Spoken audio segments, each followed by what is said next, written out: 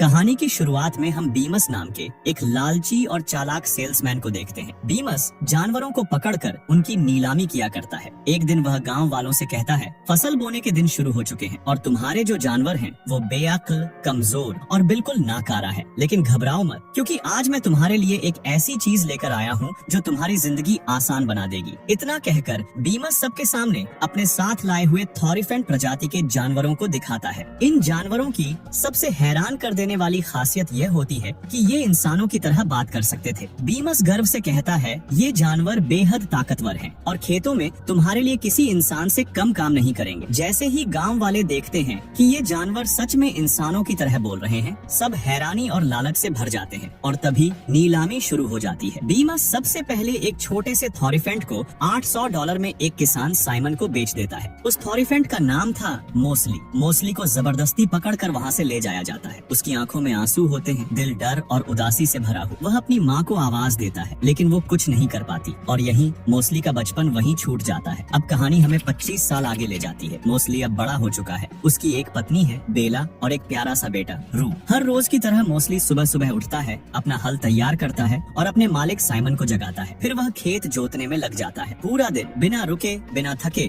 Mostly मेहनत करता रहता है। इसी दौरान वहाँ बीमस अपने दो साथियों शंख और ऑली के साथ आ पहुँचता है। फसल न होने वाले दिनों में बीमस दवाइयाँ बेचने का काम करता था। उसके साथ एक बूढ़ा थॉरिफेंट भी होता है जिसका नाम था टर्पिन। टर्पिन बीम्स के लिए बोझ ढोने का काम करता है। मोस्ली और रू टर्पिन को देखकर खुश हो जाते हैं, क्योंकि मोस्ली उसे बचपन से जानता था। बीमस साइमन को अपनी दवाइयाँ बेचने की कोशिश करता है, लेकिन साइमन को उस पर शक हो जाता है। वह सख्त लहजे में पूछता है, सच सच बताओ बीमस, तुम यहाँ आखिर लेने क्या आए हो? बीमस मुस्कुराकर कहता है, रू अब काफी बड़ा हो गया है, वो नीलामी के लिए तैयार है। ये सुनते ही साइमन साफ मना कर देता है। तब बीमस चालाकी से कहता है, तुम्हें एक बिजनेसमैन की तरह सोचना चाहिए। मैं तुम्हें रू के बदले तुम्हारे खेत के पास वाली जमीन दे सकता हूँ। मोस्ली तुरंत आगे बढ़कर साइमन को समझाने की कोशिश करता है। वो जमीन बेकार है, वहाँ पत्थर और जड़ें भरी पड़ी हैं। लेकिन बीमस और उसके साथी साइमन का मजाक उड़ाते हैं। क्या तुम अपने जानवरों की बातें सुनते हो? यह सुनकर साइमन गुस्से में आ जाता है। वह मोस्ली पर पत्थर फेंकता है। चोट खाकर मोस्ली अंदर चला जाता है। उसी रात बेला मोस्ली को बताती है, मैं प्रेग्नेंट हूँ। ये सुनते ही मोस्ली की आंखों में खुशी आ जाती है। थकान से टूटे हुए शरीर के साथ वह अपने बिस्तर पर सोने चला जाता है। थोड़ी देर बाद रू मोस्ली के पास आता है। वह उत्साहित होकर कहता है, मैंने छिपने के लिए एक गुफा ढूंढी है, आपको चलकर वो देखनी चाहिए। मोस्ली मना कर देता है, मैं बहुत थक गया हूँ, कल बहुत काम है, हम किसी और दिन चलेंगे। लेकिन रू कहता है, मैंने उन गुफाओं में हमारे जैसे चित्र देखे हैं जिनके हाथ इंसानों जैसे हैं। यह सुनकर मोस्ली चौंक जाता है और वह रू के साथ जाने को तैयार हो जाता है। दोनों जंगल की तरफ निकलते हैं। रास्ते में जुगनू रू के पास आने लगते हैं, जो उन्हें गुफा तक का रास्ता दिखाते हैं। जुगनुओं की रोशनी में वो दोनों उस गुफा तक पहुंच जाते हैं। गुफा जमीन के अंदर बनी होती है। दोनों फिसलते हुए अंदर पहुंचते हैं। अंदर दीवारों पर थॉरिफेंट जैसे जानवरों के चित्र बने होते हैं, लेकिन उनके हाथ होते हैं। इन्हें कहा जाता था अपराइट्स। मोस्ली यह देखकर दंग रह जाता है। उसे पता चलता है कि ये थॉरिफेंट दो पैरों पर चलते थे और अपने हाथों से हर काम कर सकते थे। रू अपने पिता को आगे ले जाता है, लेकिन आगे गहरा अंधेरा होता है। रू डरकर कहता है, मैं यहाँ से आगे नहीं गया, जुगनू भी मेरे साथ नहीं जाते और मुझे अंधेरे से डर लगता है। फिर वह अपने पिता से पूछता है, क्या अपराइट्स सच में होते थे या ये बस किसी के बनाए हुए चित्र हैं? यह सुनते ही मोस्ली को अपना बचपन याद आ जाता है। उसे याद आता है कि टर्पिन भी ऐसे ही चित्र बनाता था। टर्पिन बताया करता था, पहले हम भी अपराइट्स की तरह दो पैरों पर चला करते थे। सैकड़ों साल पहले थॉरिफेंट के दो परिवार थे। एक परिवार इंसानों के जुल्म और बुराई से बचने के लिए उत्तर की तरफ चला गया, लेकिन जो परिवार पीछे रह गया उस पर इंसानों ने भयानक अत्याचार किए। उन्हें जानवरों की तरह काम करने पर मजबूर कर दिया गया। धीरे धीरे उनकी पीठ झुक गई और जो हाथ कभी काम आते थे वो बेकार होकर पैरों में बदल गए। मोस्ली गहरी सोच में डूबा हुआ टर्पिन से पूछता है, अगर अपराइट्स सच में थे तो फिर वो हमें बचाने क्यों नहीं आए? टर्पिन भारी आवाज में जवाब देता है, अपराइट्स को यही लगता था कि वही आखिरी बचे हुए थॉरिफेंट हैं। टर्पिन आगे बताता है, हालांकि कुछ लोगों का मानना था कि एक दिन अपराइट्स जरूर लौटेंगे और हमें आजाद करेंगे। लेकिन तभी बीमस के भेजे हुए लोग और शिकारी वॉरफील्ड वहाँ पहुँच गए थे। उन्होंने छिपे हुए सभी थॉरिफेंट्स को पकड़ लिया और फिर बीमस ने सबको नीलाम कर दिया। इन सब बातों को याद करके मोस्ली का दिल टूट जाता है। उसे लगने लगता है कि अपराइट्स कभी थे ही नहीं, क्योंकि अगर होते तो वो हमें बचाने जरूर आते। मोस्ली रू से कहता है, अपराइट्स असली नहीं है, ये सब चित्र सिर्फ हमें बहकाने के लिए बनाए गए हैं। रू चुपचाप अपने पिता की बात मान लेता है और दोनों वहाँ से वापस घर लौट आते हैं। घर पहुँचते ही रू सो जाता है। तभी बेला मोस्ली के पास आती है और कहती है, तुम्हें उस गुफा में आगे जाना चाहिए था, वहीं से हम अपराइट्स तक पहुंच सकते थे, लेकिन मोस्टली उसका यकीन नहीं करता। वह कहता है ये सिर्फ एक परी कथा है, अपराइट्स कुछ नहीं होते। तभी बाहर से बीमस की आवाज आती है। वो साइमन को रू को बेचने के लिए मना रहा होता है। आखिरकार साइमन मान जाता है। वो पास वाली जमीन के बदले रू को बेचने के लिए तैयार हो जाता है, लेकिन एक शर्त रखता है, जैसे ही दूसरा बछड़ा पैदा होगा तुम रू को ले जा सकते हो। ये सुनते ही मोस्टली और बेला दोनों डर जाते हैं। बेला कांपती आवाज में कहती है, हमारे पास अब कोई रास्ता नहीं बचा, तुम्हें अपराइट्स तक जाना ही होगा, वही हमें और हमारे बेटे को बचा सकते हैं। लेकिन मोस्टली फिर भी मना कर देता है, मैं सुबह साइमन से बात करूंगा। अगली सुबह साइमन अपने नए खेत को जोतने के लिए हल चलवाता है, लेकिन जमीन पूरी तरह से बेकार निकलती है। फिर भी साइमन को लगता है कि मोस्टली नाटक कर रहा है। गुस्से में वह मोस्टली को बुरी तरह कोड़े मारता है। दर्द से कराहता हुआ मोस्टली पूरी ताकत लगाकर हल खींचने की कोशिश करता है, लेकिन तभी हल टूट जाता है और मोस्टली दूर जाकर गिर पड़ता है। अब साइमन को समझ आ जाता है कि वो जमीन सच में बेकार थी। वह बीमस पर भड़क जाता है और उसे खरी खोटी सुनाता है। इस सब को देखकर मोस्टली के अंदर एक आग जल उठती है। वो समझ जाता है चाहे हम इंसानों के कितने ही वफादार क्यों न बन जाए, वो हमें हमेशा गुलाम ही समझेंगे। और तभी मोस्टली एक बड़ा फैसला करता है। वह तय करता है, मैं अपराइट्स को ढूंढूंगा और अपने परिवार को इंसानों से आजाद करवाऊंगा। रू अपने पिता के पास आता है, मैं अपराइट्स को ढूंढने जा रहा हूँ, जब तक मैं वापस न आऊँ तुम एक पापा की तरह अपनी माँ का ख्याल रखना और घर के सारे काम करना। रू भारी दिल से उसकी बात मान लेता है। मोस्टली पूरी रफ्तार से गुफा की तरफ दौड़ पड़ता है। साइमन और बीमस उसका पीछा करते हैं, लेकिन वो उसे पकड़ नहीं पाते। मोस्टली एक बड़ी चट्टान के नीचे छिप जाता है। गुस्से से पागल साइमन सीधे बेला के पास जाकर पूछता है, वो कहाँ गया? लेकिन बेला कुछ नहीं बताती। गुस्से में साइमन घर के गेट पर ताला लगा देता है ताकि वो बाहर न जा सके। बीमस कहता है, मैं मोस्टली को वापस ला सकता हूँ, लेकिन इसके लिए तुम्हें कीमत चुकानी होगी। साइमन उसकी बात अनसुनी कर देता है और गुस्से में वहाँ से चला जाता है। शंख बीमस से कहता है, अब हमें यहाँ से निकलना चाहिए। बीमस ठंडी मुस्कान के साथ कहता है, आज जा रहे हैं लेकिन कल वापस आएंगे, क्योंकि अब हम वॉरफील्ड को लेने जा रहे हैं। वो थॉरीफेंट्स को पकड़ने में सबसे माहिर शिकारी है। बीमस वॉरफील्ड के गांव पहुंचता है। गांव वाले बीमस पर गुस्सा होते हैं क्योंकि उसने उन्हें नकली दवाइयां बेची थी, लेकिन बीमस किसी की नहीं सुनता। वो सीधा वॉरफील्ड से मिलने बार में चला जाता है। बार के बाहर एक थॉरीफेंट बंधा हुआ होता है। उसे हाल ही में वॉरफील्ड ने पकड़ा था। वो डरा हुआ सहमा हुआ था। टर्पिन उसके पास जाता है। वो कांपती आवाज में बताता है, उत्तर की तरफ जंगल में एक सिंकहोल है, वहाँ मुझे गुफाएं मिली थी जिनमें अपराइट्स के चित्र बने हुए थे। मैं आगे बढ़ा ही था कि लेकिन तभी वो समझ जाता है ये सब वॉरफील्ड का बिछाया हुआ एक जाल था। उधर हमें मोस्टली को दिखाया जाता है जो अपराइट्स की गुफाओं में और आगे बढ़ता चला जाता है, लेकिन अचानक वह वॉरफील्ड के बनाए हुए एक गहरे गड्ढे में गिर जाता है। मोस्टली बाहर निकलने की बहुत कोशिश करता है, लेकिन गड्ढा इतना गहरा होता है कि वह निकल नहीं पाता। वह चारों तरफ देखता है, वहाँ थॉरीफेंट्स के कटे हुए सींग पड़े होते हैं, टूटी हुई तलवारें और खून के निशान। ये देखकर मोस्टली का दिल दहल जाता है। उसे समझ आ जाता है कि ये जगह कितनी खतरनाक है। अगली सुबह हमें वॉरफील्ड को बीमस के साथ साइमन के फार्म पर पहुंचते हुए दिखाया जाता है। साइमन शिकारी से कहता है, अगर तुम मोस्टली को ढूंढकर मेरे पास ले आओ तो मैं तुम्हें $350 दूंगा। वॉरफील्ड बिना कुछ कहे जंगल की तरफ निकल पड़ता है। ये देखकर रू उसे रोकने के लिए दौड़ने लगता है, लेकिन टर्पिन उसे पकड़ लेता है और कहता है, मुझे नहीं पता वो तुम्हारे डैड के साथ क्या करेगा, लेकिन तुम्हें यहीं रुकना हो। तुम्हारी माँ को इस वक्त तुम्हारी जरूरत है। बहुत जल्द बछड़ा आने वाला है, तुम्हें उसके लिए तैयार रहना होगा। रू यह सुनकर चुप हो जाता है। वह हालात को समझ जाता है। उधर बीमस अपने साथी शंख और ओली से कहता है, वॉरफील्ड ने जंगल में एक खतरनाक ट्रैप बिछा रखा है। सभी थॉरीफेंट उसी जाल में फंसते हैं। तुम्हें उस ट्रैप का पता लगाना होगा। शंख को ये आइडिया काफी पसंद आता है और दोनों चुपचाप वॉरफील्ड का पीछा करने लगते हैं। इधर मोस्टली डरा हुआ गड्ढे से बाहर निकलने की कोशिश करता रहता है, लेकिन गड्ढा बहुत ज्यादा गहरा होता है। तभी वॉरफील्ड वहाँ पहुँच जाता है। वह नीचे झाँक कर कहता है, मैं तुम्हें वापस साइमन के पास ले जाऊंगा, लेकिन उससे पहले मैं तुम्हारे सींग काट लूंगा। ये सुनते ही मोस्टली कांप उठता है। तभी ओली और शंख भी वहाँ पहुँच जाते हैं। वो गुफाओं की दीवारों को देखकर कहते हैं, ये सारे चित्र वॉरफील्ड ने बनाए हैं। वॉरफील्ड समझ जाता है कि उसका राज खुलने वाला है। गुस्से में वह शंख और ओली को भी पकड़कर उसी गड्ढे में फेंक देता है। इसी अफरा तफरी में मोस्टली ओली की मदद से गड्ढे से बाहर निकल जाता है और जान बचाकर वहाँ से भागने लगता है। वह भागते भागते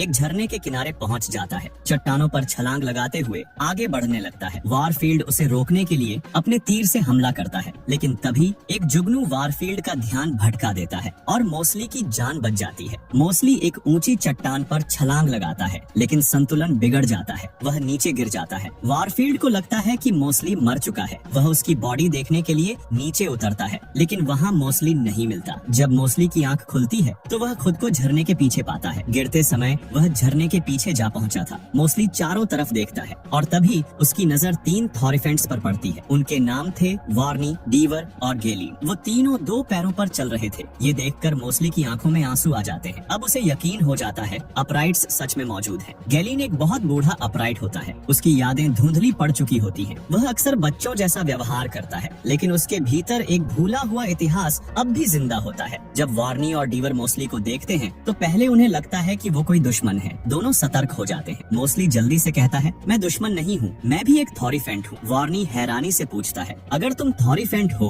तो तुमने कपड़े क्यों नहीं पहने और तुम इतने झुके हुए क्यों हो? लेकिन डीवर मोस्टली के 4 पैरों को देखकर तुरंत समझ जाता है, ये हम जैसा नहीं है, ये दूसरी फैमिली से है। तीनों एक साथ बैठते हैं और बात करना शुरू करते हैं। मोस्टली गेलीन के बारे में पूछता है। वार्नी बताता है वो बहुत बूढ़ा हो चुका है, उसकी याददाश्त कमजोर हो गई है, लेकिन वो अपने उन दोस्तों को आज भी याद करता है जो इन दीवारों पर बने चित्रों में है। वार्नी आगे बताता है, शुरुआत में अपराइट्स ने इंसानों से बचने के लिए उत्तर की तरफ प्रस्थान किया था। गेलीन भी उन्हीं में से एक था। असल में वही हमें यहाँ लेकर आया। उसके पास जुगनुओं से जुड़ी एक खास पावर है और वही पावर हमें यहाँ खींच लाई। ये सुनकर मोस्टली खुशी से भर जाता है। वो कहता है, जुगनू ही मुझे भी यहाँ लेकर आए थे। डीवर भावुक होकर कहता है, हमें लगा था कि थॉरीफेंट की दूसरी फैमिली को इंसानों ने मार दिया होगा। मोस्टली सिर झुकाकर जवाब देता है, ऐसा नहीं हुआ। जब हमारे पूर्वज चले गए थे तब हम पीछे रह गए और इंसानों के लिए काम करते करते हम इसी रूप में बदल गए। लेकिन अब भविष्यवाणी सच होगी। अपराइट्स हम सबको बचाएंगे। इसके लिए हमें कीने सेरत जाना होगा, वहाँ से सेना लेकर आनी होगी। वार्नी बिना देर किए कहता है, हम तुम्हारे साथ चलेंगे। तीनों कीने सेरत की ओर रवाना हो जाते हैं। मोस्टली का दिल उम्मीद से भर जाता है। चलते चलते डीवर मोस्टली को उंगलियों की अहमियत समझाता है। इन उंगलियों की मदद से हम कोई भी काम कर सकते हैं और इन सब में थंब राजा होता है। डीवर मजाक में मोस्टली की पीठ खुजलाता है। गेलीन जोर से हंस पड़ता है और उसी पल से वो मोस्टली का अच्छा दोस्त बन जाता है। अब वो मोस्टली का सहारा लेकर आगे बढ़ता है। अब हमें फिर से शिकारी वारफील्ड को दिखाया जाता है। वो चट्टानों के बीच मोस्टली को ढूंढ रहा होता है। उसे झरने के पीछे छिपी हुई उस जगह का पता चल जाता है और वो उसी रास्ते से आगे बढ़ने लगता है। मोस्टली और उसके साथी लगातार चलते रहते हैं। कीने सेरत काफी दूर होता है। चलते चलते रात हो जाती है और सुबह होते होते वो एक भुतिया घाटी के किनारे पहुंच जाते हैं। घाटी के उस पार कीने सेरत होता है। वार्नी गंभीर आवाज में कहता है, ये घाटी भुतिया है, हमें इसके किनारे किनारे चलना होगा।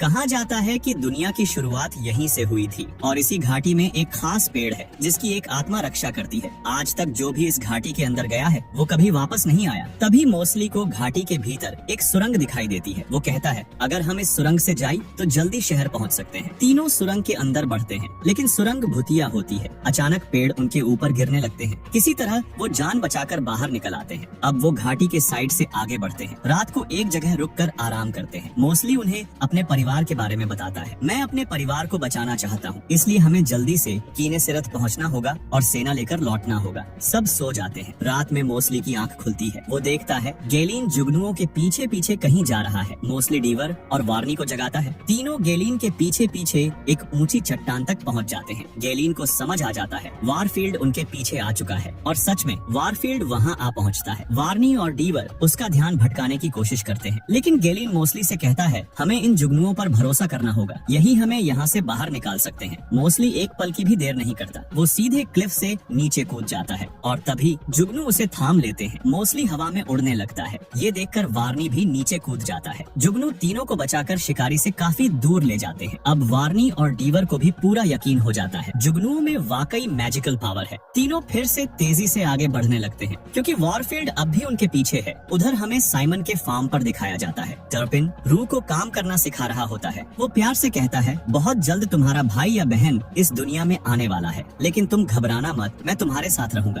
तभी बीमस के पास एक आदमी आकर खबर देता है, कोई तुम्हारे पुराने थॉरीफेंट को खरीदना चाहता है। ये सुनते ही बीमस की आंखें चमक उठती हैं। वो तुरंत टर्पिन को चलने को कहता है। ये देखकर रू बहुत उदास हो जाता है। वो टर्पिन से कहता है, आपने कहा था कि आप हमारे साथ रहेंगे। टर्पिन भारी दिल से जवाब देता है, मुझे जाना होगा, लेकिन तुम अपनी माँ का ख्याल रखना जब तक तुम्हारे डैड वापस नहीं आ जाते। बीमस टर्पिन को लेकर वहाँ से निकल जाता है। जाते जाते वो साइमन से कहता है, हमारी डील के मुताबिक मैं जल्द ही रू को लेने आऊंगा। उधर मोस्टली और उसके साथी कीने सेरत के बहुत करीब पहुँच जाते हैं। कीने सेरत शहर को देखकर मोस्टली बेहद खुश हो जाता है। शहर बेहद खूबसूरत होता है। वार्नी मोस्टली को सच बताने की कोशिश करता है, लेकिन मोस्टली उसकी बात सुनता ही नहीं। खुशी में वो शहर के अंदर चला जाता है। वहाँ के थॉरीफेंट्स को देखकर मोस्टली की आंखें चमक उठती हैं। वो देखता है सब घरों में रहते हैं, आजाद हैं, लेकिन तभी एक सच्चाई सामने आती है। वहाँ कोई आर्मी नहीं होती और वहाँ के सारे थॉरिफेंट बहुत बूढ़े हो चुके होते हैं। वार्नी शर्मिंदा होकर कहता है, मुझे माफ कर दो, हमने तुमसे झूठ बोला था। कीने सिरत में कोई आर्मी नहीं है, मैं तुम्हें सब बताने वाला था। मोस्टली टूटे हुए लहजे में पूछता है, तुमने मुझसे झूठ क्यों बोला? वार्नी जवाब देता है, क्योंकि हम मर रहे हैं। पिछले 100 सालों से यहाँ कोई बच्चा पैदा नहीं हुआ। बहुत जल्द हम में से कोई भी जिंदा नहीं बचेगा। लेकिन हमें इस बात का दुख नहीं है। दुख इस बात का है कि इंसान हमें कमजोर समझते हैं और तुम भी खुद को कम आंकते हो। इसीलिए तुम इंसानों का सामना नहीं कर पाए और उन्होंने तुम्हें अपना पालतू बना लिया। लेकिन अब ऐसा नहीं होगा। अब हम तुम्हारे साथ हैं और हम मिलकर तुम्हारे परिवार को बचाएंगे। मोस्टली पूरी तरह हिम्मत हार चुका होता है। वो कहता है, मैं अपने परिवार के पास वापस जा रहा हूँ। मुझे नहीं लगता कि हम इंसानों का सामना कर पाएंगे। तभी वार्नी कहता है, हमें रानी से बात करनी चाहिए। मोस्टली कुछ सोचकर मान जाता है। रात को महल में एक सभा बुलाई जाती है। मोस्टली देखता है महल उसी भूतिया घाटी के सामने बना होता है। वार्नी बताता है, ये शहर हमारे पूर्वजों ने बनाया था, लेकिन बाद में एक शाप लगा जिससे ये घाटी भूतिया बन गई और यहाँ उगने वाले फल गायब हो गए। रानी मोस्टली से कहती है, हमें नहीं पता था कि हमारा एक परिवार सालों से इंसानों के जुल्म सह रहा है, वरना हम तुम्हें बचाने जरूर आते। लेकिन अब भी देर नहीं हुई है, हम सब तुम्हारे साथ हैं। सभी थॉरिफेंट अपने बनाए हुए हथियार बाहर निकाल लेते हैं। वो सब मोस्टली के परिवार को बचाने के लिए तैयार होते हैं। तभी एक गार्ड आकर खबर देता है, शिकारी आ गया है। सभी गेट की तरफ दौड़ते हैं। वो सब मोस्टली का साथ देने के लिए शिकारी पर हमला करते हैं, लेकिन वो सब बहुत बूढ़े होते हैं। उनके वार का शिकारी पर कोई असर नहीं होता। शिकारी अपने तीर से गेलिन को घायल कर देता है। ये देखकर सब डर जाते हैं। मोस्टली गेलिन को लेकर महल के अंदर चला जाता है, लेकिन गेलिन दम तोड़ देता है। मोस्टली टूट जाता है क्योंकि गेलिन उसका बहुत अच्छा दोस्त बन चुका होता है। गुस्से में मोस्टली शिकारी पर हमला करने निकल पड़ता है। तुम्हें वहाँ जाने की जरूरत नहीं है, हम उसे रोक लेंगे। मोस्टली कहता है, तुम सब बहुत बूढ़े हो चुके हो, वो तुम सबको मार देगा और तुम सब मेरा परिवार हो, मैं तुम्हें मरने नहीं दे सकता। तभी मोस्टली को जुगनू दिखाई देते हैं और उसे एक आइडिया आता है। वो सोचता है, मुझे शिकारी को भूतिया घाटी में ले जाना होगा, वहीं उसे फंसाया जा सकता है। डीवर घबरा कर कहता है, तुम ऐसा नहीं कर सकते। अगर तुम घाटी में गए तो खुद भी फंस जाओगे या मर जाओगे। मोस्टली कहता है, मुझे ये करना ही हो। रानी आगे बढ़कर कहती है, जब तुम घाटी में जाओगे तो तुम्हें एक जीवित वृक्ष दिखाई देगा। अगर वो पेड़ तुम्हें मिल जाए तो उसका फल खा लेना, उससे तुम भी एक अपराइट बन जाओ। उधर हमें बेला को दिखाया जाता है। उसकी प्रसव पीड़ा शुरू हो चुकी होती है। दर्द से कराहती हुई वो रू से कहती है,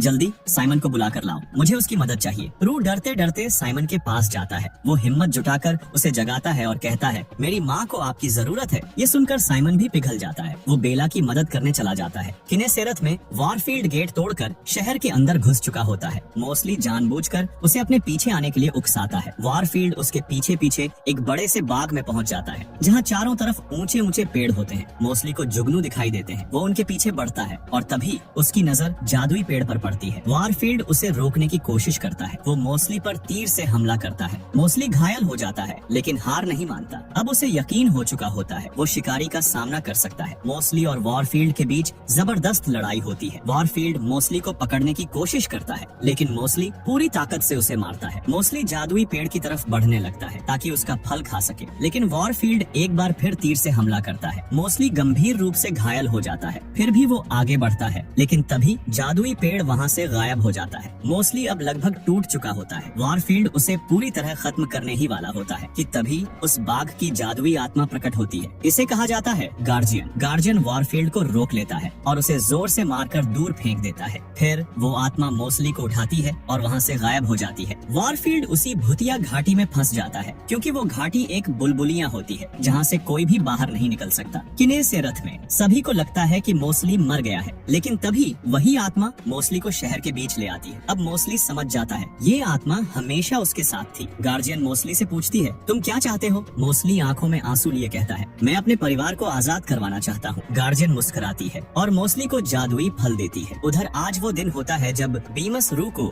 नीलामी के लिए ले जाने वाला होता है, क्योंकि बेला की बेटी रोजी पैदा हो चुकी होती है। बेला दुखी होती है। रू अपनी छोटी बहन से कहता है, माँ का ख्याल रखना। बीमस रू को लेकर वहाँ से जाने लगता है और तभी बेला की नजर एक विशालकाय अपराइट पर पड़ती है जो उनकी तरफ आ रहा होता है। वो और कोई नहीं मोस्टली होता है। बेला खुशी से रो पड़ती है। मोस्टली का शरीर अब पहले से काफी बड़ा और ताकतवर होता है। मोस्टली साइमन से कहता है, मैं अपने परिवार को लेने आया हूँ। गुस्से में साइमन मोस्टली पर कोड़े से हमला करता है, लेकिन मोस्टली उसका हाथ पकड़ लेता है और उसे दूर फेंक देता है। फिर मोस्टली अपने परिवार से मिलता मिलता है और उन्हें भी जादुई फल खिलाता है। जैसे ही वो फल खाते हैं, बेला, रू और रोजी तीनों अपराइट्स में तब्दील हो जाते हैं। अब सब आजाद होते हैं, खुश होते हैं और एक साथ कीने सिरत की तरफ निकल जाते हैं। अगर आपको भी लगता है कि परिवार के लिए लड़ी गई लड़ाई सबसे बड़ी जंग होती है, तो इस वीडियो को लाइक जरूर करें, इसे शेयर करें ताकि हर कोई समझ सके कि उम्मीद कभी मरती नहीं। तो तुम मेरी वीडियो अमर कर दो।